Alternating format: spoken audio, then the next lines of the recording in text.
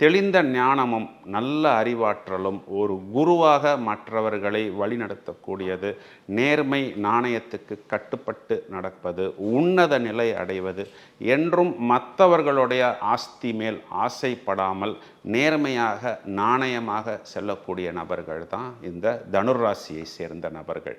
இந்த ராசிங்கிறது அக்னி தத்துவமாக வர்றதுனால பொதுவாகவே இவர்கள் கொஞ்சம் கோபப்படக்கூடியவர்களாகத்தான் இருப்பார்கள். ஆனால் ஒரு விதத்தில் பார்த்தோம் அப்படின்னா இவர்கள் கோபப்படக்கூடிய விஷயங்கள் ரொம்பவும் நேர்மையான விஷயங்களாக இருக்கும். ஏன்னா இவர்கள் எல்லா விஷயத்திலையுமே சரியாக இருப்பார்கள், மற்றவரையும் அவ்வாறு எதிர்பார்ப்பார்கள். இப்போது ஒரு தனுர் ராசி நபர் ஒருத்தர் இருக்கிறார் அப்படின்னா அவருடைய வீட்டு வாசலில் அந்த செப்பலை அவங்க வச்சிருக்கிற விதம் கூட பார்க்கும் பொழுது ஒரு ஒரு பார்வையாக ஒரு ஒழுங்காக இருக்கும். யாராவது ஒருத்தங்க இஷ்டத்துக்கு அப்படி வைக்கும் பொழுது அவர் வீட்டில் இருக்கக்கூடிய பொருட்கள் எல்லாம் வைத்த இடத்தில் இருக்கும். பொருளை மாற்றி வைக்கும் பொழுது அவர்களுக்கு ஒரு கோபம் வரும். ஏன்னா இவர்கள் எல்லா விஷயத்தையும் பர்ஃபெக்ஷனாகவே இருக்கிறார்கள், அவ்வாறே இவர்கள் நம்மையும் எதிர்பார்ப்பார்கள்.